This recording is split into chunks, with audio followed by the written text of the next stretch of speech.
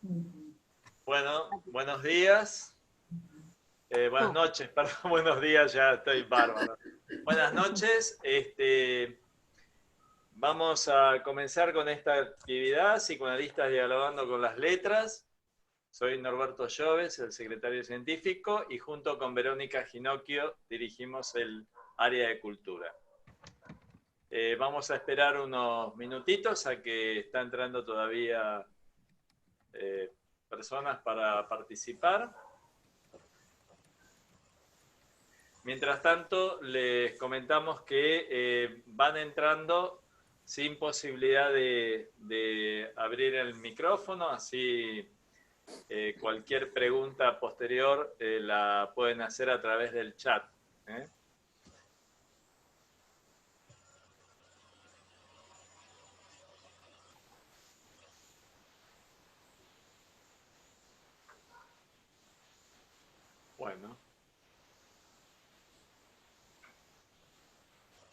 Bueno, ya tenemos 105, 106 participantes, ya casi están terminando de entrar.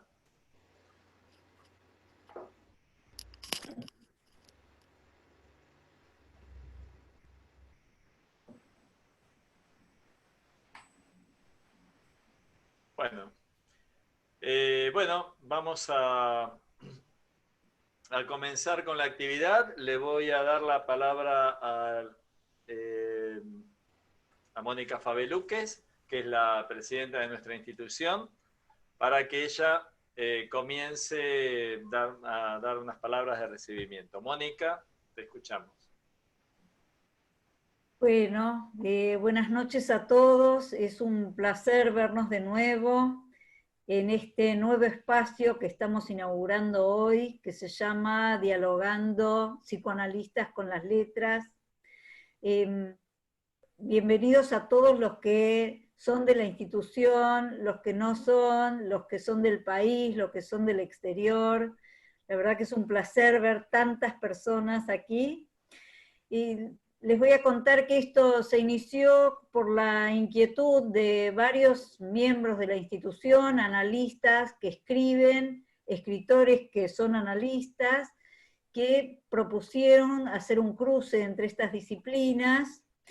Esto pasó a estar dirigido, organizado por Verónica Ginocchio, que es la actual secretaria de Cultura de nuestra institución, y por Alicia Levin, que es una expresidenta muy querida por todos. Así que, bueno, se armó esto, que tendrá una frecuencia en principio cada 2 meses, y esperemos que salga hermoso. Así que ahora le paso la palabra a la coordinadora de la mesa de hoy, Alicia Levin. Bueno, ¿sí, Norberto? ¿Querés decir algo, Norberto?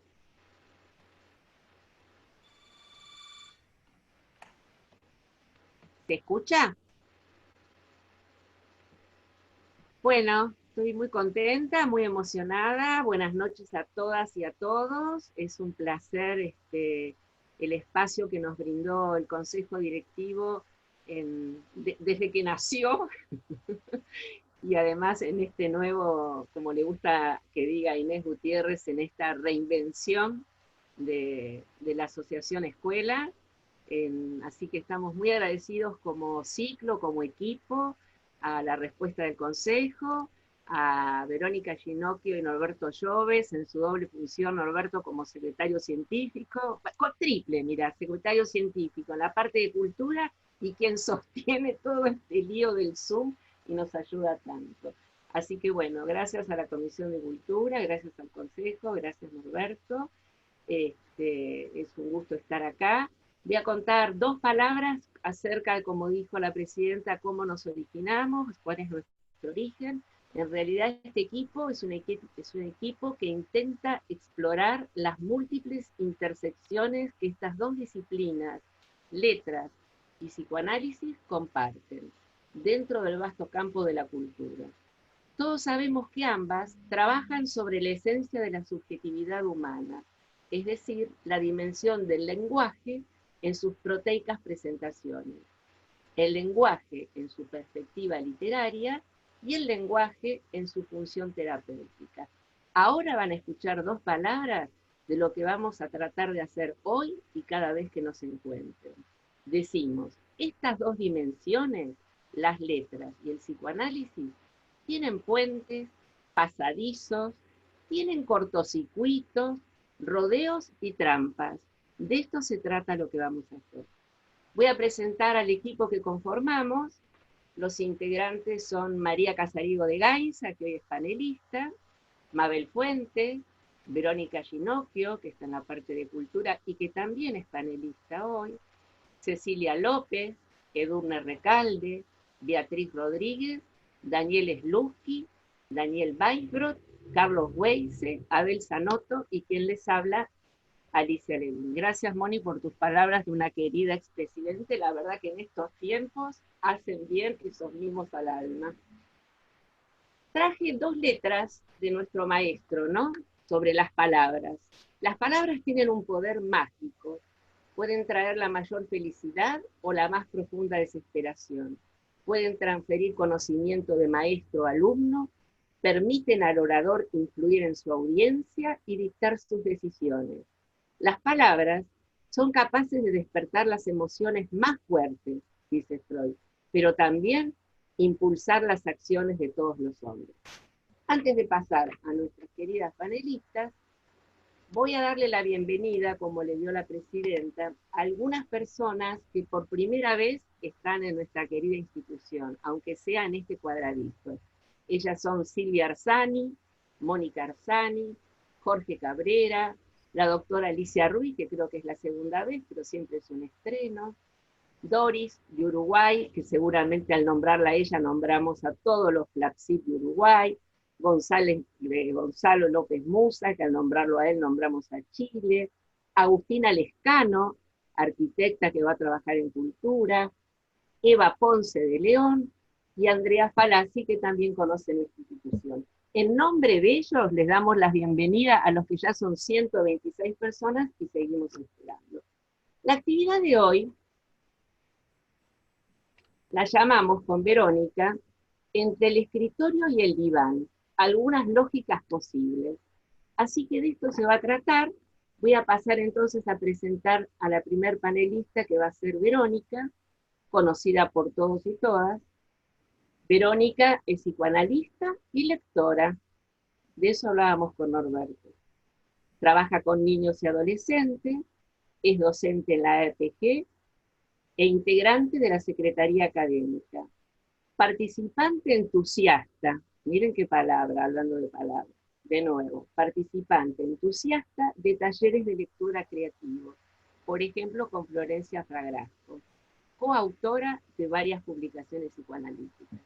Bueno, bienvenida al rodeo, Vero, ¿dónde estás? Ahí con tus flores. Así que bueno, te damos la palabra y que le pongas nombre a tu trabajo, que tiene un hermoso nombre. Adelante. Bien. Bueno, estoy muy contenta y emocionada de estar compartiendo con todos ustedes. Este trabajo tuvo muchos títulos. Se llamó Antes del psicoanálisis la literatura. Se llamó Antes del psicoanálisis la literatura, con signo de pregunta. Se llamó Lo que la literatura nos dejó. Y hoy tomé uno de los subtítulos que tenía el trabajo, que es La literatura como el inconsciente del psicoanálisis. Empiezo. La experiencia del encuentro con una historia a través de la lectura, de una narración oral o de un intento personal por expresarse, convoca a una serie de operaciones cuyo trabajo psíquico conocen, desde distintos vértices, psicoanalistas y escritores.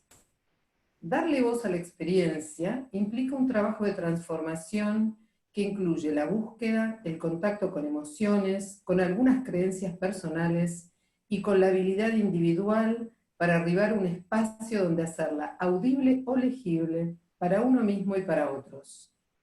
La vida de las palabras, con su sentido, musicalidad y poesía, nos lleva a construir y descubrir la singularidad de la experiencia humana y del encuentro que paciente y analista, escritor y lector construyen de manera única e irrepetible. Más fuerte, Vero, un poquitito, Pi.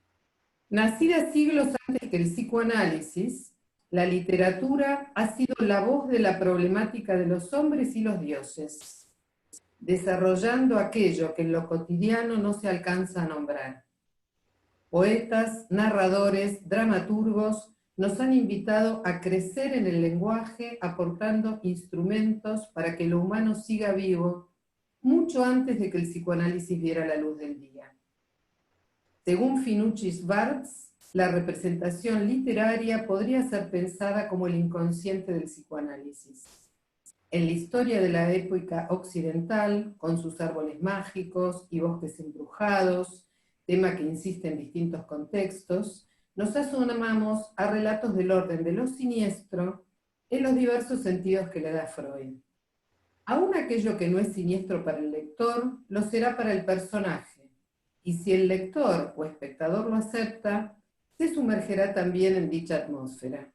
Si no, preguntémosle a ese príncipe en Dinamarca, quizás más real para muchos que el vecino de al lado, ¿qué se siente frente a las apariciones del fantasma de su padre?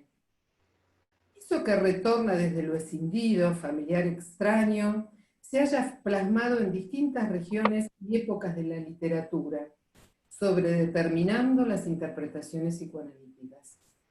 Desde este punto de vista, es interesante sostener con las autoras que psicoanálisis y literatura conforman dos esferas de conocimiento independientes sobre la mente humana. No sería la literatura un depósito de significado que el psicoanálisis viene a develar, sino un proceso continuo de construcción de sentido que excede incluso lo que inspiró al autor. Ambas disciplinas se sirven del lenguaje. Si pensamos en los historiales de Freud, vemos la descripción literaria al sobrevolar sus textos, del mismo modo que observamos en la literatura una penetración del humano que parece intimar con el psicoanálisis, aún no nacido en ocasiones o como invisible nota al pie en otras. Las palabras. Vero, lee un poquito más despacio, por favor. Ok. Cada vez que se topa con una palabra desconocida, levanta la mirada, enfoca un punto impreciso y después de algunos segundos retoma la lectura del libro. Sabe que hay hoyos que se abren en cualquier libro y se tragan al que lee. ¿Había allí en verdad un agujero negro del lenguaje y a él le tocó descubrirlo?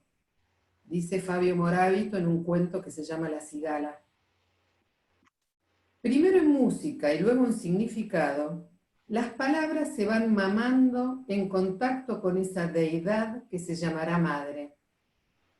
Sin la madre, el infante se toparía a cada segundo con agujeros negros, puesto que el desvalimiento inicial solo se torna habitable si se aparea con una palabra que lo señala e invita a transitar el camino abierto del sentido. Podríamos decir que esa operación de atrapar, desarrollar sentidos, le donará al bebé el fundamento para la comprensión intuitiva de sí mismo y de otros. Mientras se crece en el diálogo con otros, se va adquiriendo un lenguaje convencional y otro que Meltzer denomina una poesía propia, que emerge de los sueños y que permite expresarse más allá de los usos sociales compartidos. Hay allí una gramática profunda y una musicalidad singulares. El escenario de la sesión pone a prueba a sus participantes en el uso del lenguaje, presentando sus límites y posibilidades. Tanto para el analista como para el paciente, la tensión entre las convenciones del lenguaje y la poesía propia requieren de un trabajo que permita ir de las interpretaciones rutinarias a las inspiradas cuando sea necesario. Faltaba esa brisa de casualidad que hace que una historia despegue con alas propias, que la hace historia y no página escrita, dice Fabio Moravito en El valor de roncar. Entre otras cuestiones, la literatura es un bien esencial que preserva al lenguaje poético personal de no ser ahogado por los mandatos sociales y las exigencias de adaptación. Como los poetas, cada uno velará por los símbolos personales que permitan cobijar las emociones y enriquecer la experiencia. Los enunciados en sesión aspiran a esa cualidad como sí, que les quita fijeza y los identifica como una creación que puede ser pensada libremente. Desde este punto de vista, el mito personal permite aperturas que conmueven los sistemas de creencias, el control de los objetos internos, las teorías y enlaces históricos singulares que funcionan como invariantes. Ogden nos recuerda que el lenguaje en la sesión se mueve en la tensión entre ser claro y esclarecedor y al mismo tiempo vago, evocativo y perturbador, puesto que el sentido está siempre en proceso y corre el riesgo de coagularse en un lugar estático. Y desde allí advierte no matar la vida del lenguaje psicoanalítico con dogmatismos o lealtades ideológicas que lleven a renunciar a la voz propia. Lo más poderoso del lenguaje, dice Ogden, es su posibilidad de conmover lo dado. Sueños, sentidos y personajes. La literatura, como los sueños, nos preserva del desgaste de los símbolos que nos aportan la cultura y la teoría psicoanalítica. Muchas veces es el sueño el que viene al rescate del paciente, como lo hace con el poeta, nos dice Meltzer. Entonces se levantó y dijo a su amigo: «Amigo mío, ¿no me gritaste? ¿Por qué me desperté? ¿No me tocaste? ¿Por qué estoy tan perturbado? ¿Pasó un dios? ¿Por qué están temblando mis músculos? Enkidu, amigo mío, he tenido un sueño». Esto es de la leyenda de Gilgamesh. Los sueños han sido siempre motivo de indagación y fuente de conocimiento. Los de la leyenda de Gilgamesh constituyen algunos de los sueños documentados más antiguos en la historia de la humanidad y datan del 2700 a.C. Su origen misterioso y sagrado está desde los inicios. En la antigüedad se tiende a pensar al sueño como una forma de conexión del microcosmos personal con el macrocosmos, a través de la actividad del alma. En Egipto y luego en Grecia, los sueños por incubación, incubare quiere decir dormir en el santuario, proporcionaban interpretación mediante la cura para las enfermedades. Así, entre el 370 y el 250 a.C., el templo de Epidauro funcionaría como una academia de medicina a partir de los sueños. Desde la Edad Media hasta el Renacimiento se va creciendo en la concepción privada del sueño y se van complejizando las funciones y cualidades que se le atribuyen. La modernidad trae la ciencia experimental aplicada a los sueños y trae el psicoanálisis. Más allá de su función de guardián del dormir y de la labor de interpretación posterior, el sueño comporta en sí mismo un acontecimiento en la vida mental de una persona, una experiencia vital real, creadora de significado. Partiendo de la nube de incertidumbre, originada en una experiencia emocional que busca un continente, se va entrelazando con vínculos de amor, odio y conocimiento hasta plasmarse en imágenes oníricas que van tejiendo sentidos a ser desentrañados y relatados. Los personajes y el sueño. La olla express está empezando a pitar cuando llaman a la puerta. Abro y aparece una muchacha de aspecto oriental. Sin que medie palabra, se sienta en mi cocina. Mientras intento organizar mi agenda, quito el seguro de la olla, la cocina se llena de un cañonazo de vapor que sobresalta a Liuba. Porque esa chica se llama Liuba, lo sé, aunque no siempre es tan claro el nombre de un personaje. Recuerdo la época en que conviví con un suicida que arrastraba la soga para ahorcarse, y el noble ruso pedía foca, o aquel soldado nazi que buscaba víctimas hasta dentro de la lavadora. Ahora es Liuba, solo Liuba. Mientras hago como que escucho, siento la necesidad de escribir, y esa pulsión me hace sentir culpable. mientras clava en mi garganta sus dientecillos afilados. Resignada, extiendo el cuello. La casa está en calma, todo el mundo duerme, yo escribo.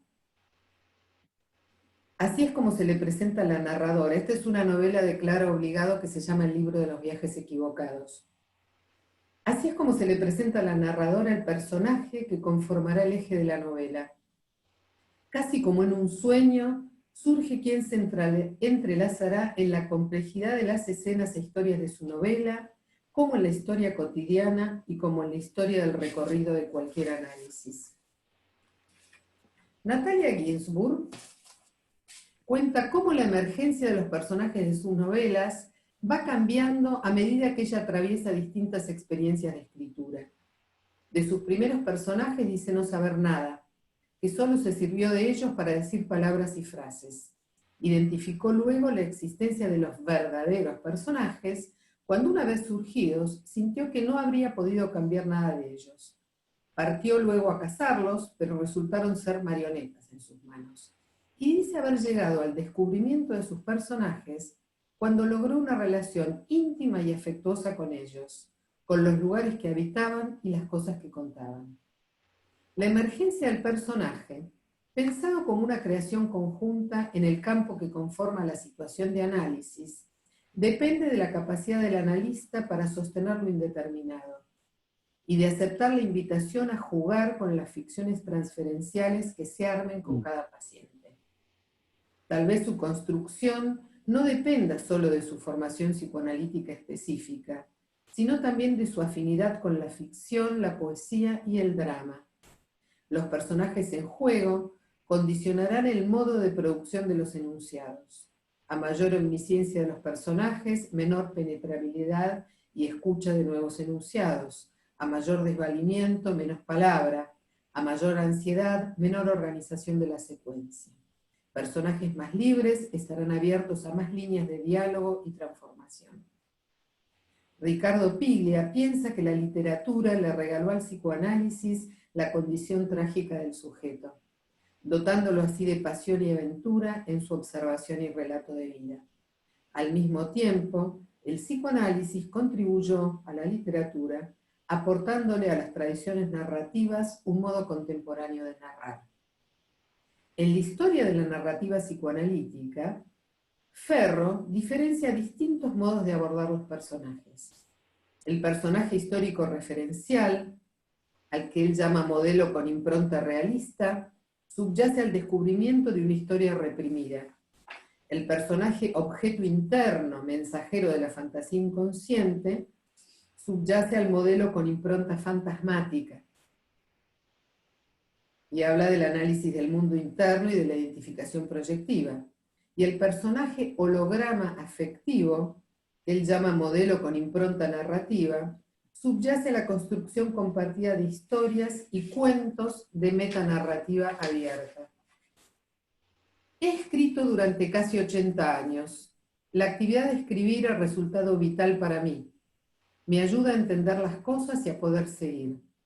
Sin embargo, la escritura es apenas una parte de algo más profundo y amplio, nuestra relación con el lenguaje en tanto tal. Luego de escribir unas pocas líneas, dejo que las palabras se deslicen dentro de la criatura del lenguaje. Esto dice John Berger. La literatura nos presta a Keats, en realidad se lo prestó a Bion, ¿no? Quien inspirado en Shakespeare habla de la capacidad negativa, que es la capacidad de un hombre para estar en medio de la incertidumbre, el misterio, la duda, sin una ansia exacerbada de llegar hasta el hecho y la razón. Esto es una carta que le escribe Keats a sus hermanos. De él, Bion toma también el lenguaje del ogro, es decir, la capacidad de penetración a través del tiempo y del espacio que pueden tener las comunicaciones y que hacen que no volvamos a ser los mismos cada vez. Cuando el lenguaje se empobrece, el sentido de las cosas languidece con él. Un cuadro conmovedor de esta situación se observa en la novela Nada, de Ian Teller, que casi empieza así, hay unas pequeñas líneas antes. Pierre Anton dejó la escuela el día que descubrió que no vale la pena hacer nada, puesto que nada tenía sentido. Los demás nos quedamos. Y a pesar de que el profesor se apresuró a borrar toda huella de él, tanto en la clase como en nuestras mentes, algo suyo permaneció en nosotros. Quizá por eso pasó lo que pasó. En este inquietante relato, somos testigos de la lucha de un grupo de púberes por juntar sentido, para convencer a su compañero, quien desde un árbol les arroja objetos cada vez que pasan para ir a la escuela. La historia muestra cómo la vida los impulsa a una construcción de sentido a través de cosas concretas, donde la violencia, el despojo y la lucha desesperada contra el sinsentido pone a los integrantes del grupo unos contra otros, en una batalla donde la vida y la muerte cobran una dimensión de realidad escalofriante. La muerte de ilusiones, de amistades, de partes del cuerpo, de vidas, se sucede en un camino tormentoso donde se intenta tener y sostener una mente. En una edad en que se abren las puertas de la incertidumbre de la existencia, estos púberes buscaron pruebas contundentes y pensaron así convencer a Pierre Anton de que el sentido es seguro y palpable. Etapas de la vida donde suele verse la cualidad marcante de la literatura, hoy acompañada de otros soportes como las historias hechas serie.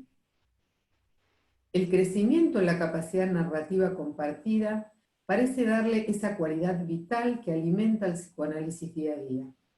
Está en la riqueza de nuestra escucha, la posibilidad de sostener el interés, la pasión y la belleza para hallar en cada paciente ese modo personal de relatar e ir al encuentro de su propia escritura. Y voy a terminar con dos citas de escritores. Porque la belleza poética es un conjunto de crueldad, de soberbia, de ironía, de ternura carnal, de fantasía y de memoria, de claridad y de oscuridad. Y si no logramos obtener todo este conjunto, nuestro resultado es pobre, precario y escasamente vital. Esto es de Natalia Ginzburg. Voy a leer la última, que es de Siri Husbetz, que dice así: entonces no sabía lo que ahora sé, que al escribir también me escribía. Muchas gracias. Gracias. Bueno, muchísimas gracias, Vero, siempre con esta profundidad que nos conmueve, con esa creatividad. Bueno, voy a pasar a presentar a alguien que todos y todas conocen, que es la licenciada María Casariego de Gainza, psicóloga, psicoanalista, docente en la maestría UNLAM AEATG, miembro activo de la Asociación Escuela, miembro titular de ASAM, miembro del Consejo Directivo de IAN, directora de MCG Capacitaciones, Teoría del Apego, artista plástico. Si ven al costadito de María, hay un cuadro de María que yo una vez me gané en un sorteo de la escuela, otro. Así que es artista plástica y escritora. Bienvenida al rodeo, ya hoy presenté a todo el equipo, estamos muy contentos, así que bueno, en nombre de tu trabajo y escuchamos tu palabra. Bueno, primero muchas gracias, muy feliz de estar hoy iniciando este espacio, que espero que sea muy fructífero y que podamos producir mucho. Mi trabajo se llama La literatura como posibilidad sanadora, el mundo de las dos Alicias. Alicia, ¿podrías decirme, por favor, qué camino he de tomar para salir de aquí? Depende mucho del punto donde quieras ir, contestó el gato. Me da casi igual a dónde, dijo Alicia. Entonces, no importa el camino sigas, dijo el gato. Siempre que llegue a alguna parte, añadió Alicia, a modo de explicación. Ah, seguro que lo consigues, dijo el gato, si andas lo suficiente. Alicia en el País de las Maravillas es un cuento infantil que sobrevivió a través de 2 décadas. Escrito en 1863 por Lewis Carroll, por pedido de una niña a la que se lo dedicó y finalmente publicó en 1865. Hoy continúa siendo una obra maestra de la literatura. Presenta un ejercicio de técnica literaria espectacular. lleno de juegos verbales y de significados múltiples. Considerada literatura del nonsense, o sin sentido, y rescatada por el surrealismo como un representante literario de ese momento. La pintura lo eternizó en la obra de Dalí, Una merienda de locos, más allá de las otras 12 obras que realizó el maestro, inspirado en la lógica onírica que propone este autor. También el cine le hizo un homenaje a través de la obra cinematográfica de Tim Burton. Este libro ha sido fuente de inspiración de todas las artes. A pesar de ser un cuento infantil, tiene una doble lectura que atrapó al público adulto. Ha fascinado a generaciones, y quizás la magia que tenga sea que el libro se independiza del autor y cada lector elige qué personaje identificarse. ¿Cuál va a ser su propia Alicia? Se presenta como una sátira de su tiempo con oportunas referencias de la realeza victoriana, marcando las características de la época y ridiculizándolas. Tengamos en cuenta que en ese momento los cuentos infantiles solían instruir a los niños sobre la obediencia mediante moralejas.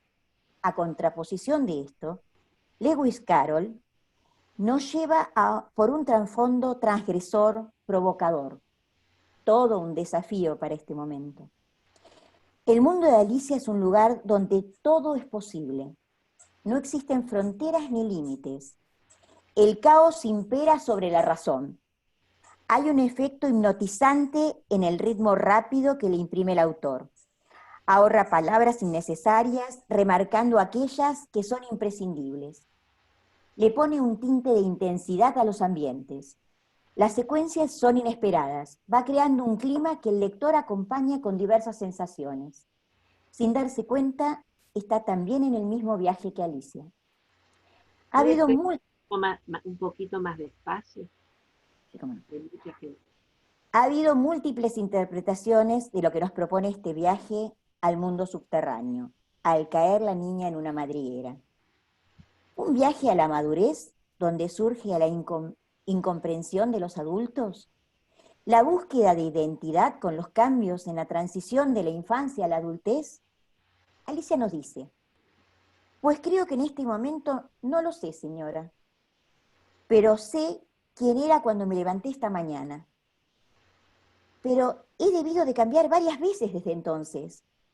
Un poco más adelante continúa: me temo que no se lo puedo explicar con más claridad, replicó Alicia muy cortésmente, porque para empezar, yo misma no consigo entender, y al cambiar de tamaño tantas veces en un día, es muy desconcertante. Es un viaje al inconsciente, donde la lógica que predomina es la del proceso primario, contradicciones, imágenes oníricas, rompiendo las coordenadas de tiempo y espacio. ¿Es una crítica a través de sus personajes a la sociedad victoriana, reina de corazones y su conducta despótica? Alicia misma, como una niña de clase media inglesa, aburrida, casi somnolienta, acompañando a su hermana que le propone leer un libro sin dibujos ni diálogo. Es convocada por su imperiosa curiosidad infantil a seguir a un conejo que se le presenta.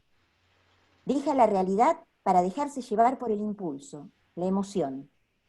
Cada personaje que encuentra tiene forma de animal y en cada uno podemos destacar sus características camufladas donde surge la crítica social que denuncian. El primer personaje que encontrará es el conejo blanco. Tiene prisa, estrés, y pone un ritmo vertiginoso como crítica al mundo adulto. A partir de aquí, Alicia tendrá una serie de transformaciones como consecuencia de beber un líquido y comer un pastel. Crece, se achica, empieza a plantearse problemas de identidad, a no saber quién es ella. En el capítulo 5, Alicia recita unos versos que son una parodia caricaturesca que el autor hace de poemas moralizantes que enseñaban a las niñas inglesas en la escuela. Un acto revolucionario para el momento. El gato de Cashir, uno de los personajes más misteriosos del cuento, presenta una risa que impacta y una parcialidad en la imagen. Aparece, desaparece, muestra parcialmente partes de su cuerpo, teniendo el efecto más surrealista de los personajes de este cuento. Muchas veces he visto un gato sin sonrisa, pero una sonrisa sin gato es lo más raro que he visto en mi vida, dice Alicia. ¿Son partes de este libro autobiográficas? Muchas interpretaciones dicen que el lirón, que padece insomnio, hace referencia a las dificultades de Carol para dormir, así como da cuenta de sus terribles migrañas. No hay duda que muchas partes hacen referencia a su propia vida o experiencias que lo rodeaban, hasta personajes que él ha conocido, como por ejemplo el sombrero loco que plantea la contaminación que padecían los sombrereros por intoxicación con mercurio que se usaba para trabajar el fieltro. Las diferentes percepciones del espacio hablan de la microscopía que tenía el autor, enfermedad neuropsicológica que implica una distorsión de la percepción donde los objetos aparecen más pequeños de lo que son. Afecta el sentido del tacto, visión, oído y además de alteraciones del esquema corporal. Las experiencias que Alicia tiene en sus distintas distorsiones de tamaño tendrían que ver con esta vivencia que se denominó síndrome de Alicia en el País de las Maravillas por considerar que la descripción que hacía de esta patología resultaba muy clarificadora. Evidentemente, Alicia en el País de las Maravillas es una obra que critica su época. Lleva implícita una crítica social. Ataca la cotidianeidad de algunos rituales del momento, algunos rituales del momento. Rompe barreras, muestra un modelo onírico que nos da cuenta de la lógica del inconsciente. Plantea diálogos fuera de la lógica literaria, pero que nos introduce en la lógica del proceso primario. Juego de palabras, parodia cuentos tradicionales, los pone en el lugar de lo absurdo, cuestiona fuertemente la educación de la época, hace caer paradigmas muy arraigados en la cultura victoriana. Sin embargo, podemos pensar que escribir este cuento logró en la vida del autor otro proceso. Pasemos del autor, Lewis Carroll, a Charles Ludwig Dodgson, matemático, con un intelecto sin duda brillante. Sus biógrafos lo describen como alguien sobrio y muy reservado, que tenía dificultades para relacionarse con los adultos, particularmente solitario, pero con enormes condiciones para vincularse con niños. Juntaba grupos de niños y solía contarles cuentos, dispuestos siempre a entretenerlos. Llevaba en el bolsillo de su saco historias para compartirles. También le apasionaba la fotografía y se dedicaba a hacer retratos. Fue un reconocido fotógrafo de la época. Lo llamativo era que apreciaba retratar preferentemente a niñas, donde la inocencia y la ingenuidad eran elementos que lo atraían particularmente, elementos que tampoco deberían llamarnos la atención, porque era parte de la movida artística de la época. Captar la candidez de la infancia a la que se le atribuía aspectos de inocencia. Sin embargo, Charles, en general, retrataba niñas en poses artísticas, usando diferentes disfraces. Muchas veces llevó a cabo fotografías con niñas desnudas, en poses adultas y provocativas. Alicia es una de estas niñas. El personaje del cuento se encarna en una niña real, Alicia Liddell. La familia Liddell era vecinos. El padre de Alicia era decano del Christian Church, lugar donde Charles enseñaba matemáticas. Así se conocieron y entablaron un vínculo cercano. Ella tenía 4 años y él 24 cuando comenzaron los encuentros, y fueron casi a diario durante 7 años. Eran frecuentes las visitas a su estudio para sacarse fotos junto a sus hermanas Lorina y Edith. Largas sesiones pasaron juntos en esta actividad.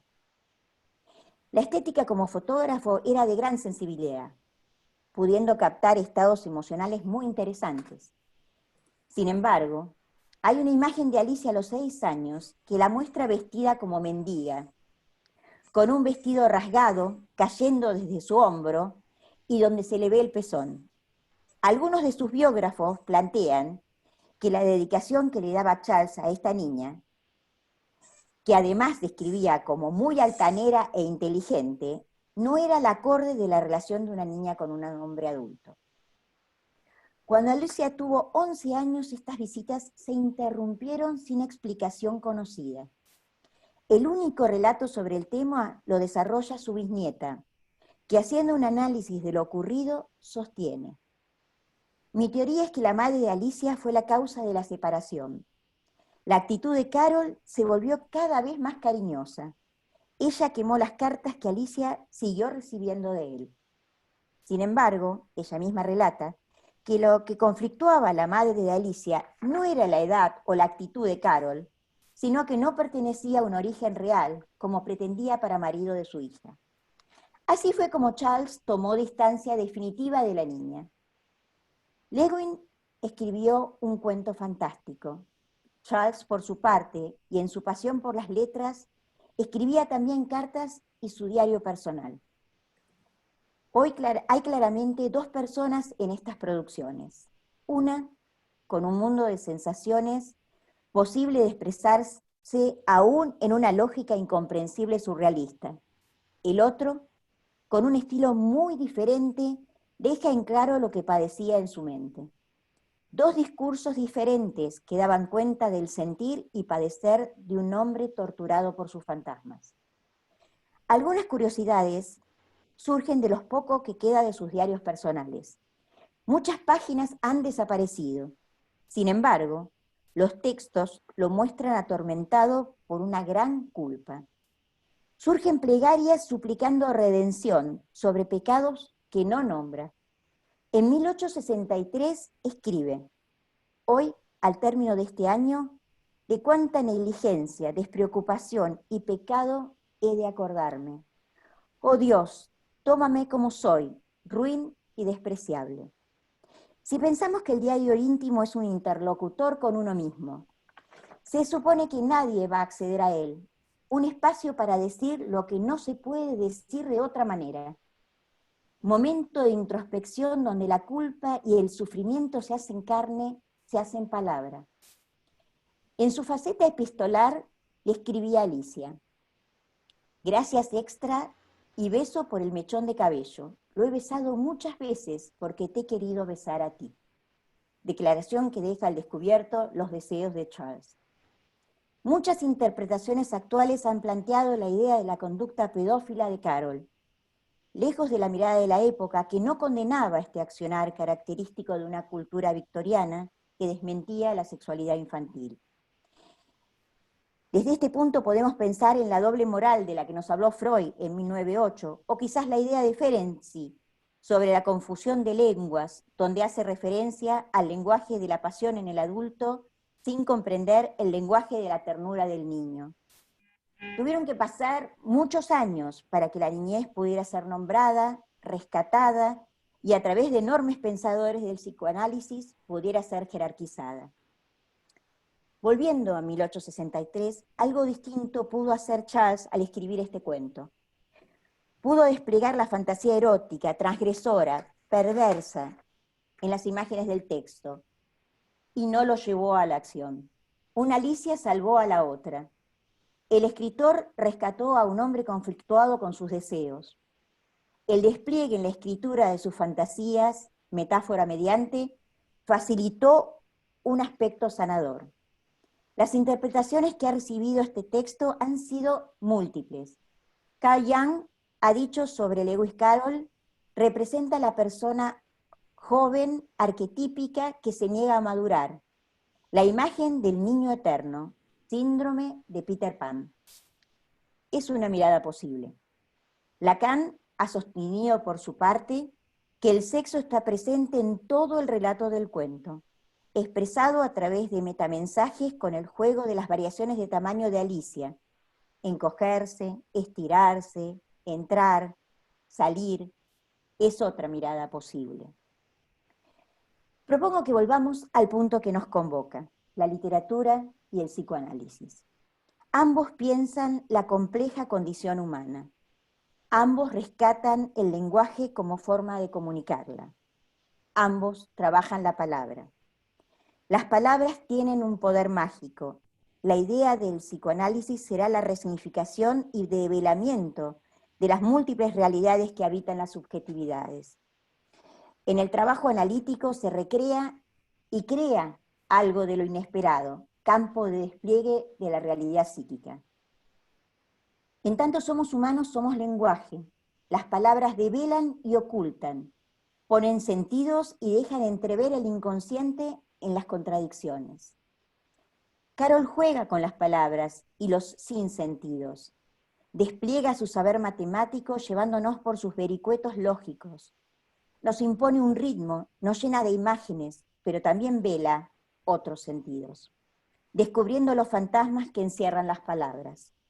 Dirá en su texto, la imaginación es la única arma en la guerra contra la realidad. La realidad psíquica está plagada de escenas vinculares, tramas armadas con múltiples presencias y ausencias, fantasmas que la habitan. El lector, como el analista, seguirá un recorrido propuesto por el otro, recorrido desconocido para ambos, que se irá descubriendo en el despliegue mismo del discurso. El analista, con el relato, así como el lector en la escritura, irá encontrando una trama inundada de palabras que permitirá descubrir los fantasmas que las habitan, desgranando el texto, componiendo y descomponiendo el relato. Solo unos pocos encuentran el camino, otros no lo reconocen cuando lo encuentran, otros ni siquiera quieren encontrarlo, nos planteará Carol. Quizás este sea el paradigma humano, al cual también, como analistas, deberemos resignarnos. Gracias. Gracias, muchas gracias. Después vienen los aplausos de todos. Yo estoy por tener un ataque de despersonalización, de escuchar mi nombre más o menos tantas veces, pero voy a intentar sostenerme con el lazo. Primero quería transmitirle a las dos el agradecimiento a todo el equipo que supongo que habrá podido entrar a tiempo. Hay una discusión en el chat bastante interesante si quién es Lewis Carroll y quién es Dodgson, y que Verónica estaba respondiendo, así que les dejo eso para después, y les planteo 3 preguntas que me llegaron al teléfono para poder pegar la primera vuelta. Primero que también, bueno, puedan contestar esto de Lewis Carroll y Dodgson, que fue muy divertido la discusión. La primera pregunta, que creo que es de Dani Weinsbrod, que la hizo llegar al teléfono, dice: ¿encuentran ustedes dos alguna diferencia entre escribir y hablar en relación a las especialidades de la literatura y de la sesión del análisis? Pregunto esto, dado de que quien escribe lo hace solo, con sus interlocutores internos, mientras que la sesión ocurre entre un discurso y las intervenciones del analista. ¿Se podría hablar en este sentido de una escritura conjunta? Voy por 2 más, ¿está bien? Que junte 3 para ustedes dos. La otra es de Dani Slutsky. A partir de la importancia de la palabra, tanto en la escritura como en un análisis, pregunta, ¿cómo podemos pensar el fenómeno de la hoja en blanco, entre comillas, del escritor o el silencio de un paciente en análisis? Y bueno, algo que es para Vero es si podés desplegar algo más de la capacidad negativa de Bion, y esto que es para las dos, tomando lo del silencio, que también nombran las dos, tanto en la música como en la poesía. El silencio es un índice que atraviesa lo real para volver a lo simbólico. En sesión, cuando el silencio es resistencia, ¿cómo lo piensan ustedes? Y cuándo es un atravesamiento de fantasma, tanto en la literatura como en el análisis. Las dejo trabajar. Ahí vamos. Bueno. ¿Querés que... ¿Qué hacemos, María? ¿Empezás vos, sigo yo? Dale. Bueno, ok. Ahí está la pregunta de Weinsbrod en el chat para los que los quieran volver a leer. Gracias, Daniel. Perfecto. Sí. Bien. A ver. Voy a tratar de hacer como una vuelta por distintas cosas para no hacer tanta puntuación de acuerdo a lo que es mi punto de vista. Lo primero que este, yo me planteaba era si el escritor está realmente solo, ¿no? Y qué grado de control tiene sobre sus personajes, ¿no? Por eso a mí me pareció muy interesante la cita esta de Clara Obligado cuando se le aparece Viuva, que es una niña esquimal, que ella relata a los personajes como reales apariciones, ¿no? Y hay mucho escrito de esto. Hay una novela de Paul Auster que es muy interesante también, que se llama Memorias desde el Scriptorium, que uno sabe que hay un señor encerrado y viene un montón de gente y le habla. Esta, perdón, la voy a tener que spoilear, a diferencia de las otras que me guardé de no contar el final como de nada, pero de esta no me queda otro remedio. Y uno después se da cuenta que son los distintos personajes que le vienen a reclamar lo que había escrito sobre ellos, ¿no? Entonces, yo creería que un buen escritor no tiene el dominio de sus personajes, ¿no? Y de la misma manera creo que un buen analista tiene la posibilidad digamos, de construir historia con el paciente, ¿no? En relación a la oralidad, ¿no? Y a la escritura, ¿no? Yo pensaba que todo análisis está destinado a ser escrito, ¿no? Si es en la memoria del analista, si es, como dice Meltzer, en la convalescencia del análisis que todo paciente tiene, sabemos que al menos se inscribe, no sabemos cuánto va a alcanzar a tener escritura sobre papel, ¿no? Desde ese punto de vista yo creo que el diálogo entre los personajes, ¿no? Y por eso retomaba también esto de Ferro, ¿no? Donde los personajes se construyen y emergen entre dos. Yo no sé si cuánto diferente es esto del personaje que le aparece al escritor, perdón, ¿no? En cuanto a una cierta capacidad de receptividad para la vida propia. No sé si querés que pase a María y después seguimos con el silencio, Ali, no sé qué sería preferible. Sí, O, está bien o que un pasen. Está poquito bien, más, sí. o por ahí hacemos más como... Sí, sí, es más dinámico, me gusta, me Sí, gusta. después seguimos con el silencio y otras Dale. cosas. Bueno, yo particularmente creo que el escritor no escribe solo, creo que escribe con sus demonios, ¿no? Con sus propios interlocutores, con sus fantasmas. Y me parece que así como, por eso hice la analogía en mi trabajo en relación a la literatura y el psicoanálisis, como el juego que un analista comienza a hacer a través del trabajo con un paciente, es meterse en esa historia e ir dejando que ese paciente con su relato lo vaya llevando y ir encontrando cómo seguir construyendo y reconstruyendo esa historia. Un poco el lector hace lo mismo cuando se apodera del libro, porque esto, como toda obra artística, la produce alguien, pero luego cada lector tiene su propia obra, con lo cual lo que juego es un poco con la idea de que también el lector agarra un libro y empieza a recorrer las letras, las palabras, los sentidos, y a resonarle en su propia mente y a producir algo distinto con eso que lee. Y me parece que hay una analogía ahí muy interesante, en donde se puede jugar en esta cuestión parecida, ¿no? Donde ambos estarían solos y acompañados, porque no están, digamos, en el espacio de análisis no solamente hay dos personas, ¿no? Hay muchísimos más demonios, tanto del analista como del paciente, que se van a ir relacionando y van a ir construyendo algo distinto. En la literatura se escribe en el papel, en la sesión, más allá que después haya una producción como la que decía Vero, en función de lo que pueda pasar tanto en el paciente como en el analista, de lo que ocurra ahí, me parece que también se escribe en la mente de cada uno lo que pasa en ese encuentro, y que de ese encuentro ambos salen distintos, y que me parece que esto es lo maravilloso para un lector y lo apasionante también de nuestro trabajo como psicoanalistas, ¿no?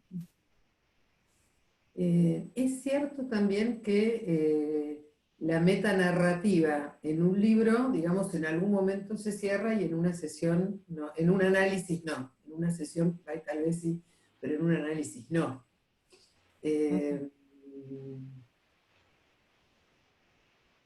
¿Sigo un poquito? Vamos al silencio. En un par de cosas respecto de la oralidad.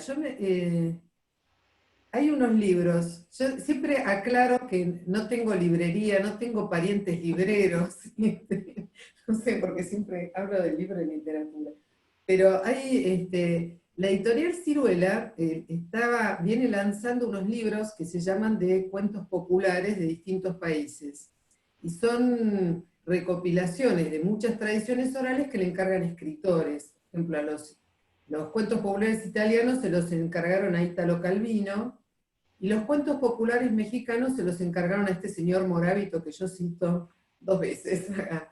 Cuando él vino a presentar acá el libro de cuentos populares mexicanos, yo le pregunté si él había detectado algún tipo de estilo narrativo en la gente que contaba, ¿no? Porque, digamos, él después transcribía, le daba una vuelta literaria, tratando de respetar el espíritu del cuento, etcétera, etcétera.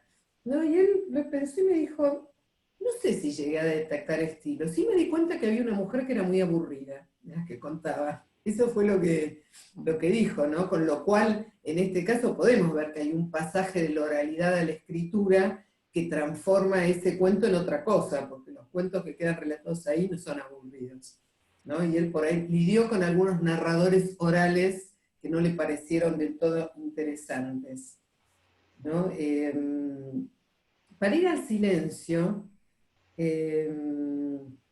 hay muchas, digamos, nosotros sabemos todos que hay un montón de tipos de silencios y demás.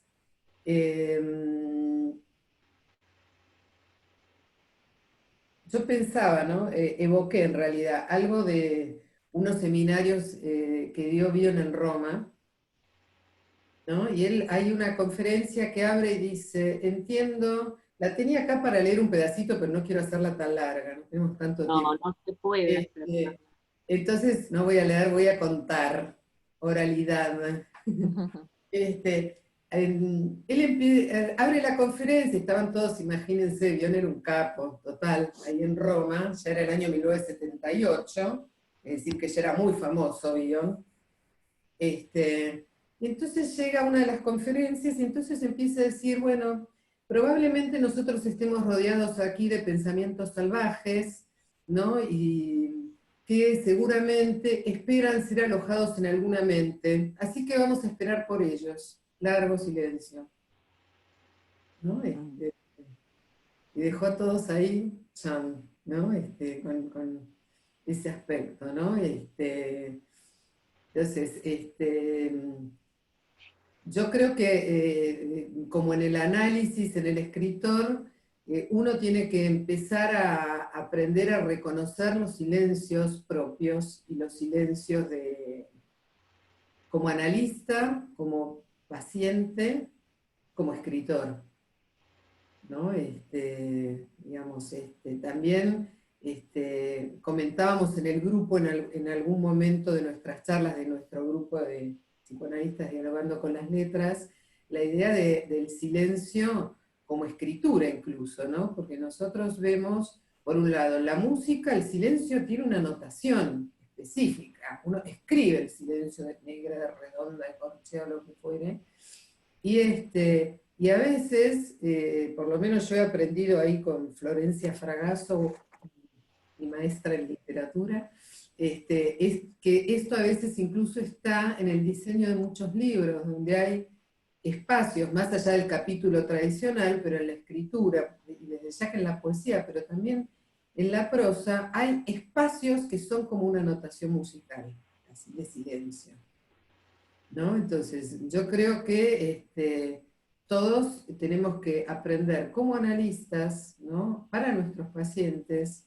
¿no? Y entiendo que también para los escritores, a veces tolerar esos silencios, ¿no? Porque sabemos ya desde Klein, en el caso Richard escribe toda una categorización de silencios, ¿no? De los que van desde el vacío hasta la represión, hasta el estar disgregado como una escisión, hasta simplemente el silencio que espera, ¿no? Al arribo de estos pensamientos salvajes, para volver al punto de donde partí para hablar del silencio. Es cierto que, digamos, hay pacientes donde la oralidad no fluye porque falta esa resonancia emocional, ¿no? Y ahí vamos para Alicia. Para María, perdón. María. Bueno, como decías... Las señales, porque, a ver, están llenas de felicitaciones, estamos llenos de preguntas preciosas, hay gente que dice, qué hermoso espacio, cómo te cambia la cabeza, y me haría mucho dolor que nos vamos a quedar con ganas, seguro, porque tierra, pero bueno, que podamos incluir alguna de las preguntas de los que las escucharon recién. Bueno, voy a ser muy breve entonces. Quiero retomar esto de los silencios que decía Vero y pensaba en la música, ¿no? En la canción esta de Simon & Garfunkel, los sonidos del silencio, ¿no? Creo que hay que poder escuchar los sonidos del silencio, porque hay ciertos silencios y hay otros silencios. Y relacionando esto con la hoja en blanco, hay silencios que son elaborativos y creativos y reflexivos, y hay silencios que son mortíferos y representan claramente conceptos vinculados a la pulsión de muerte. Y estos silencios son paralizantes. Lo mismo nos pasa con la hoja en blanco, o a mí me pasa a veces con la tela, ¿no? O sea, hay momentos en que es un espacio de elaboración y en otros momentos es un espacio de una profunda angustia.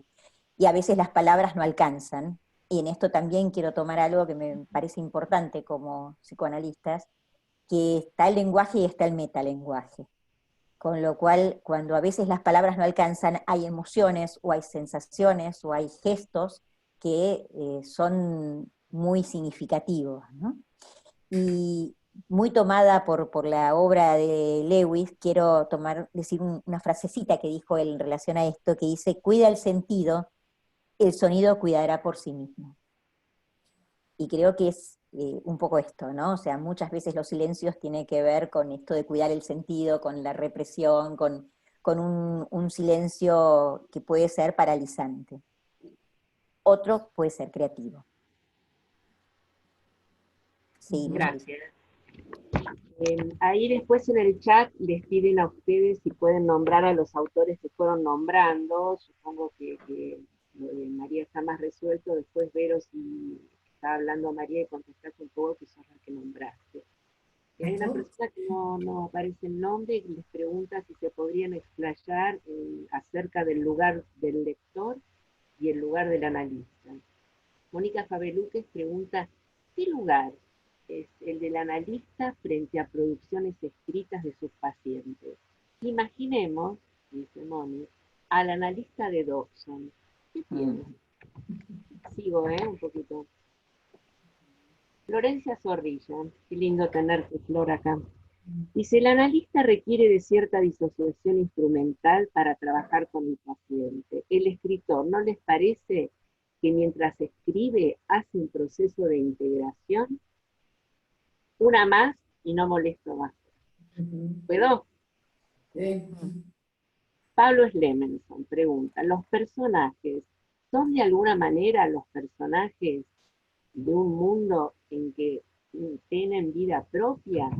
¿O en verdad al escribirlos se coagula esa vida propia en una identidad fija y se los define como algo estático? ¿Se les quita la libertad, pregunta él, para el ir siendo?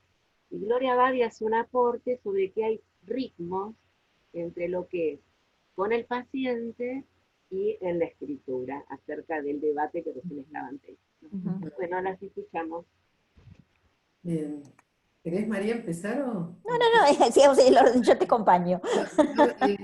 Voy a hacer una explayadita breve, o sea, voy a contradecir lo que dije que iba a hacer con la capacidad negativa, porque es un tema muy extenso, ¿no? Como para hablarlo, pero digamos que en términos genéricos, voy a decir algo muy genérico que casi está en el escrito, ¿no? Pero que digamos, Bion pertenece a una época epistemológica donde Heisenberg con el principio de incertidumbre, ¿no? Estaba haciendo sus desarrollos, luego, bueno, eso ya no fue tan en la época de Bion, ¿no? Todas las teorías de la complejidad, etcétera, etcétera. Entonces, hay un pasaje del enunciar como más certero, ¿no? Al poder tolerar desarrollar enunciados poco saturados, ¿no? Él dice a la n, ¿no? Como la enésima potencia, ¿no? En una situación de desarrollo más bien abierto, ¿no? Podríamos decir que es prima de esta asociación, esta idea que tiene Bion de sin memoria y sin deseo, en el sentido de tener capacidad de evocar, ¿no? Pero tener la posibilidad de ver un paciente nuevo todos los días, ¿no? Eso sería como una concepción más amplia, y la capacidad negativa tiene que ver más específicamente con el modo de enfocar y producir enunciados no saturados. Perdón que no querría, no quiero tomar más tiempo en esto. En todo caso, quien esté interesado después, qué sé yo, nos escribe por mail a la asociación y le desarrollamos un poquito más. A ver, una de las cosas que yo comentaría así es que una de las definiciones que da Klein respecto de la reparación es darle a los objetos libertad de sentimiento, a los objetos internos, ¿no? Dejarlos que fluyan y que hagan lo que tienen que hacer, ¿no? Y yo creo que en ese sentido, para Florencia también, a quien saludo, Zorrilla, me parece que desde ese punto de vista también el escritor hace algo parecido, y uno podría decir, a riesgo de ser un poquito, no sé, tengo miedo de ser un poco moralista al decir la buena literatura, pero a mí me parece que los libros que por lo menos dejan mucha marca e impronta, y los clásicos, ¿no? Pensemos que la capacidad negativa lo toma de Shakespeare, Keats, ni más ni menos. Yo creo que los personajes bien escritos no quedan coagulados. Tienen bastante libertad de acción en la vida mental de cada lector que los lee, ¿no? No sé cuán coagulados quedan una vez escritos, ¿no? Bueno, ¿querés decir, Mari? Yo quiero tomar un poquito el concepto de disociación instrumental y si el escritor está integrado cuando escribe. Y creo que es una generalidad un poco grande pensar si todos los escritores cuando escriben se integran. Me parece que inclusive en el autor que yo elegí hay una disociación importante en sus distintas maneras de escribir, en donde en sus textos, que no es solamente Alicia, pero en sus textos aparece particularmente en una cuestión así muy transgresora, muy compleja de sus deseos puestos en metáforas y en un metamensaje, y por otro lado, toda su otra escritura, tanto epistolar como su escritura de diario íntimo, donde aparece un hombre lejísimos de ese que escribió Alicia. No pareciera alguien muy integrado. Creo que en todo caso lo que sí le permitió estas dos escrituras es no generar determinadas acciones a lo mejor más disruptivas en la vida cotidiana. Lo integró a él como persona, pero no sé si en los escritos hay esto, y hay muchos autores que podemos pensar que han sido excelentes autores, increíbles en su producción, pero que no han logrado una integración en su personalidad a partir de la escritura. Esto era una cosa. Después había otra, pero se me fue, así que seguimos y después la retomo. Ay, bueno, estaba escribiendo, bueno, escribí dos autores mientras tanto en el chat. Después sigo. Quería subsanar quedó la pregunta que hizo Norberto Lloves, que yo no vi el Lloves, y a Lloves lo vemos mucho y está muy bien. La relación entre el lector y el analista, no sé si la contestaron. Ah, bien. Perdón, me acaba de volver lo que había dicho antes. Esto de los personajes estáticos, también quiero tomar lo que preguntó Pablo.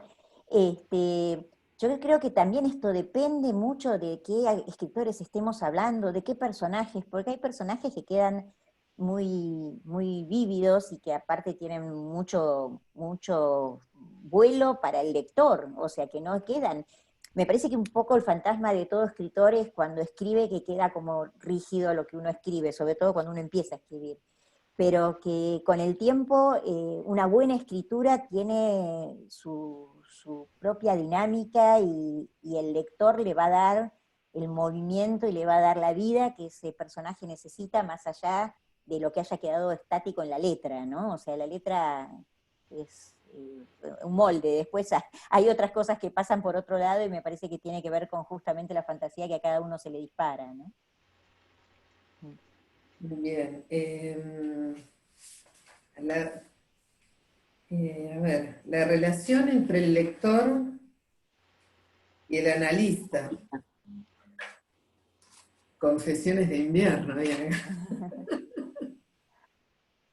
A ver, bueno, voy a empezar más como con un cuentito que cuenta Francesca Bion, que es la viuda de Bion, que editó algunas cosas de su obra que habían quedado sin editar, y una de las cosas que contó, ¿no? De algo que quedó sin, que es una propuesta inconclusa, era que Bion quería, digamos, al final de su vida, hacer una compilación de poesía para analistas, ¿no? Es decir, bueno, voy a compilar unas poesías para que los analistas también se formen leyendo poesía. Lo hacemos de acá en la próxima, para dentro de 2 meses. Exactamente, mira. Creo que había dejado para las 10 menos 5, está este comentario, exactamente.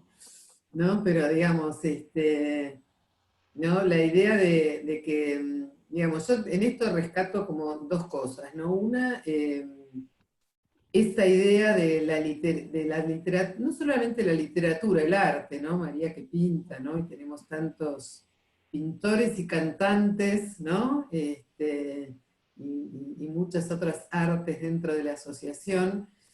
Me parece que es digamos, como una manera de templar la sensibilidad también, de presentarse preguntas de otro lado. Yo me acuerdo un día que vino Tolcachir a la escuela, Claudio Tolcachir, de una charla, ¿no? Y yo le planteaba también, ¿no? La función que tenían, y ahí ya estoy hablando no de los analistas lectores, sino de los pacientes observadores de fenómenos de arte, porque muchas veces esos que son sueños de otros, ¿no? Es decir, una obra de arte es un sueño de otro, ¿no? Eran auxiliares muy interesantes para nosotros, ¿no? Y de pronto a lo mejor uno venía a lo mejor remando algún tema, ¿no? Con un paciente que no lograba emerger, y de pronto la conmoción que le producía algún tipo de hecho artístico, a nosotros como analistas nos ahorraba un montón de trabajo. ¿No? Y yo creo que eso mismo que le puede pasar al paciente, nos pasa también, ¿no es cierto?, a uno como lector y analista, creo yo, ¿no? Es decir, que son como puertas que se abren, sí siempre con este aspecto, ¿no?, que Meltzer también nombraba, ¿no?, que decía, nosotros tenemos que aprender del arte, no ir a interpretarlo, ¿no? Es decir, por eso rescaté mucho ese aspecto del principio, ¿no?, de Valeria Finucci y Schwartz, ¿no?, que hablan son dos cuerpos de conocimiento acerca de la naturaleza humana independientes. No necesitamos ir a interpretar, uno lo puede hacer como un ejercicio para aprender, etcétera, etcétera, pero la literatura no necesita que un analista vaya a interpretarla en ese sentido. Entonces, para mí son como dos disciplinas en diálogo en ese sentido, ¿no? Mari. Yo creo que no solamente son en diálogo, sino yo jugué un poco con la metáfora esta del lector y el analista, y creo que yo jugué un poco con la metáfora del lector y el analista como una semejanza, digamos, porque creo que de alguna manera el analista se sienta ahí a escuchar el libro de la vida más privado de una persona y meterse en esa historia, tratar de escuchar lo escrito y tratar de modificar algunas cosas que duelen haberlas escrito, digamos, y que la persona quiere poder cambiarlas. Es decir, como que hay una parte del libro que viene escrito y otra parte que van a escribir juntos, y que creo que esto es un poco la metáfora que yo quise jugar, ¿no? Y que incluso, bueno, creo que el arte no solamente dialoga con el análisis, sino es un gran compañero que puede facilitar muchas situaciones. Por eso terminé con la frase de Charles, en donde dice que, bueno, que uno puede elegir muchos caminos para saberse a sí mismo, y el arte es uno de esos también posible, y muy interesante para trabajar conjuntamente con el análisis. Bueno, vamos con, está repleto el chat, por ahí yo les sugeriría, si ustedes dos, que Vero tomó la posta también de esto, que hay gente que quiere hacerle preguntas sobre fuentes que ustedes trabajaron, si después ustedes ponen en el chat el mail de ustedes, Sí. me parece interesante. Hay una Alicia, que supongo que es Alicia Gómez, que supongo, bueno, dice soy Alicia, y ya de 2 Alicias hoy ya estamos. Tenemos muchas. Ella dice que Dalmiro Sáez decía que empezó a escribir cuando vivió en el medio del desierto patagónico, y que él creía que iba a enloquecer por la densidad del silencio, y sin embargo se puso a escribir. Cintia Chantril dice, respecto de alojar el silencio, me quedé pensando en la cita de la autora que aloja sus personajes para escribirlos tan complejos como alojar la diferencia que trae cada paciente, aspirando a darle lugar a los demonios, como decían ustedes, para exorcizarlos. ¿Podría pensarse que el escritor exorciza demonios propios o anónimos y el analista exorciza a aquellos que arrastran sus miserias en la transferencia? Y hay una cita, a ver si la encuentro, o me ayudás, Norbert, de Danny Weinsbrod, que... 9:45.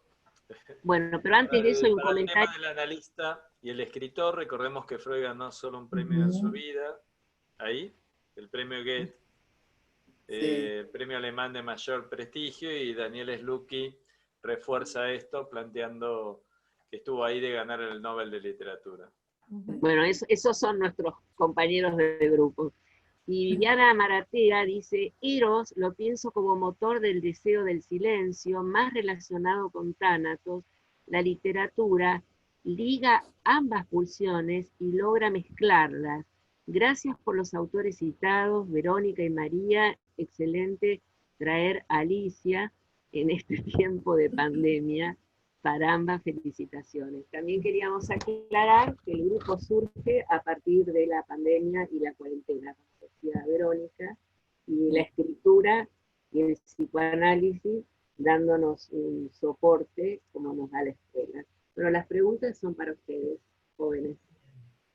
Bueno, a ver, a Cintia primero le digo, ¿viste cómo haces en la computadora? Sí a todo.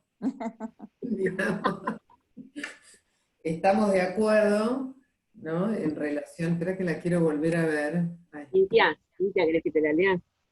Sí, no, si no me la busco acá, para. En la 9:39. Respecto de alojar el silencio, me quedé pensando en la cita de la autora. ¿Lo tenés? Que aloja sus personajes para escribirlos. Digamos, este autor, digamos, yo cité a 2 autores, hay tantos, está Pirandello, ¿no? Hay personajes en busca de autor, ¿no? Yo, bueno, cité a Paul Auster ahora que no estaba dentro del escrito, ¿no? Pero digamos, dentro del escrito está Claro Obligado y Natalia Ginsburg, ¿no? Lo que tiene interesante, ¿no? Que creo que algo de eso también habíamos comentado en el grupo, el de Claro Obligado, que más que alojarla a Liuba, le clava los dientes, ¿no? ¿Algo de esto Carlos había comentado?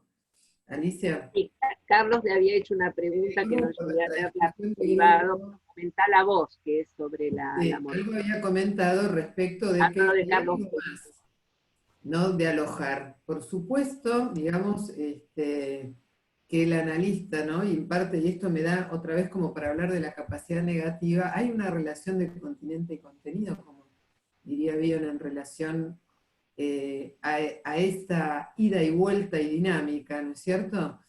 Es decir, pero a veces no solo los aloja a los personajes, sino uno podría pensar que el hincar el diente tiene que ver con que hay momentos que hay cruces de los propios demonios con los demonios del paciente, siempre, ¿no? Desde ese punto de vista.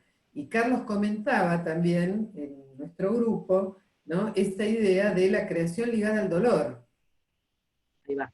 ¿No? en relación a que les recuerdo un poquitito esa parte del escrito, ¿no? Donde dice que Liuba le termina hincando los dientes en el cuello y ahí, mientras todos duermen, la narradora escribe, ¿no? Entonces, la relación entre creación y dolor, yo pienso que le podríamos dedicar todo el año, eso, y no me animo a hablar tanto, pero sí por lo menos Hasta la diría... vacuna, por ejemplo, hasta la vacuna. Hasta la vacuna, exactamente. ¿No? Entonces, pero digamos, una de las cosas que tendríamos que pensar que la ruptura de un orden establecido para crear algo nuevo supone una experiencia de dolor, ¿no? De un duelo por aquello que cae, y a veces el dolor, ¿no? Como diría Bion, de el enfrentamiento con el establishment, ¿no? Cuando aparece una idea nueva, ¿no? Que ese es todo un tema a trabajar en ese sentido, a pensarlo, ¿no? Pero la creación es dolorosa desde el modelo de dar nacimiento a algo nuevo, de romper con lo dado, ¿no? Y de tolerar la incertidumbre, ¿no? Porque en principio cualquier creación es un objeto por ser, ¿no? Como diría Elliot Jaques, ¿no? Cuando habla de la capacidad de trabajo, digamos, uno tiene que tolerar la incertidumbre, capacidad negativa mediante, ya que estamos, ¿no? De un objeto por ser. Ya está.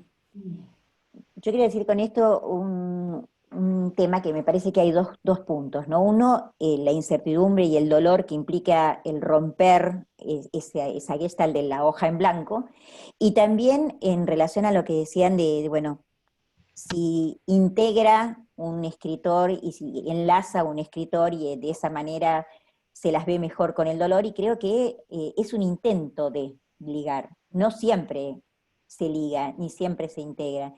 De hecho, hay escritores maravillosos que han escrito desde su dolor y luego se han suicidado. Con lo cual, digamos, me parece que es un intento, y como intento en la mayoría exitoso, pero que hay otras personas que obviamente no han podido con eso, ¿no? Ay, vos sabés que ahora que vos contás esto, estaba evocando un libro de un autor francés que murió joven que se llama Edouard Levé, que tiene una manera, por lo menos algunos de sus libros, muy particulares de escribir. Tiene un libro que se llama Autorretrato, donde todo el libro es me gusta esto, no me gusta lo otro, me gusta esto, no me gusta lo otro, me encanta tal cosa, no me encanta, etcétera, etcétera, etcétera, y uno queda como atrapado en un torbellino muy particular. Pero luego de ese escribe otro libro que se llama Suicidio, los 40 y pocos años, se lo entrega al editor y se suicida. ¿No? Generando, digamos, toda una... ¿no? Porque uno dice, ¿el suicidio es parte de su obra? ¿Qué es eso que pasó ahí, no? Es como bastante enigmático, ¿no? Bueno, ahora lo voy a ir a buscar, no creo que lo encuentre, si no se los mostraba todo negro. María, ¿querés decir algo? Podamos ir cerrando de a poquito. Sí, diría que ya son -5, a las 10 cerramos la mesa, así si quedan algunas preguntas que bueno, quedarán para seguir respondiendo en los próximos encuentros. Si les parece, Verónica y María van Yo quiero tomar dando... un cachitito de una pregunta que empecé a leer, que me dejen 2 minutos después para cerrar. una pregunta chiquitita que empecé a leer pero no llegó y salió del chat, que me preguntaban algo en relación a la pedofilia de Lewis. Lo que yo trato de decir en el trabajo es que evidentemente las conductas eran bastante inacertadas, lo que pasa que la época lo habilitó a que así fuera. Lo que queda en sus biografías, en los estudios que ha habido sobre Alicia Liddell, etcétera, es que no abusó de ella. O sea, como que de alguna manera, a través de sus maneras artísticas, que fue la escritura y la fotografía, desplegó toda una cuestión muy perversa, pero no abusó de la niña, ¿no? Acá no, nada, quería comentar nada más esto. Gloria cita La escritura o la vida de Jorge Semprún, que es un libro maravilloso, y bueno, y también, digamos, ahí está todo el aspecto sanador desde otro punto de vista de la escritura a partir de experiencias de vida sumamente dolorosas y difíciles. Sí, tenemos Víctor Frank, Bettelheim, digamos, hay tantos, ¿no?, que han escrito después de experiencias de holocausto, etcétera, ¿no? Sí, sí. Aquí nos están preguntando, bueno, eso después en todo caso nos comunicaremos, si en algún foro se van a subir estos textos. Hay algunos otros que están volcados en alguna publicación. Bueno, en todo caso, después nos comunicaremos o les recomendaríamos que entren a la página de la escuela, básicamente, ¿no? Esa es una, entren a la página de la escuela. Mañana esta actividad va a estar subida a YouTube. Bueno, quería agradecerle a los panelistas, a todo el grupo, porque sin que me hayan dado el trabajo de mostrar la cocina de este equipo, la fueron mostrando ustedes. Acá es Luz que hablaba del poder sanador, del que hablaron ustedes y del que hablaban los participantes. Y la verdad que es muy bueno cuando un equipo muestra lo que está haciendo en Gerundio, porque nosotros no sabíamos qué iba a pasar hoy. Lo que sí sabíamos es que tenemos una capacidad de dialogar, y cuando un grupo tiene la capacidad de dialogar y lo presenta más en esta escuela tan querida, seguramente puede producir este efecto. Así que bueno, muy agradecida a todos, a todas. Perdón, y un saludo a Jenny Lloret, que está por ahí también. Sí, pero dijo que no a la arquitecta no le andaba la cámara. Sí, no, pero Jenny Lloret de Perú. Sí, sí, pero digo que van a tener acceso al chat ustedes dos para poder seguir viendo las cosas. Ajá. Para despedirnos, hasta la próxima, que vamos a revisar en qué mes es, porque también está el precongreso. Quiero cerrar con una cita que también trajo nuestro grupo, la transcribió Abel Zanotto, pero la escribió en Metamorfosis de la Pubertad, Freud, en la página 204. A ver si, así como abrimos con Freud, cerramos con el lugar que le damos nosotros como ciclo a las palabras y al psicoanálisis. Dice Freud: debo el esclarecimiento acerca del origen de la angustia infantil a un varoncito de 3 años, a quien cierta vez oí rogar desde la habitación donde lo habían encerrado a oscuras. Y el niño dijo: tía, háblame, tengo miedo, está muy oscuro. Y la tía le dijo: pero, ¿qué ganas con eso? Si de todos modos no puedes verme, está todo oscuro. A lo cual el niño de 3 años le dijo: hay más luz cuando me hablan. Bueno, gracias, hasta la próxima. Y bueno, ahora sí podemos aplaudir, ¿no? Vamos a hacer que todas puedan aplaudir, a ver. Activamos a todos para que puedan aplaudir.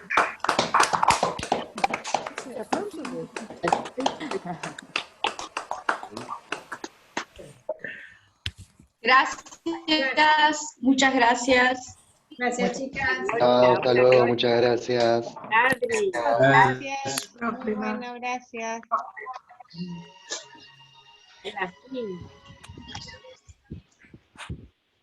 Bueno, hasta prontito, ¿eh? Hasta pronto. Hasta pronto. Hasta mañana. Hasta mañana. Sí, hasta mañana. Pero no las letras. A las 11. Gracias a todos por la compañía y por el espacio. Hola, Jorge. No es otro Jorge. Mirá el secretario científico feliz. Mírenlo, mírenlo. Hola, Mami. Qué lindo.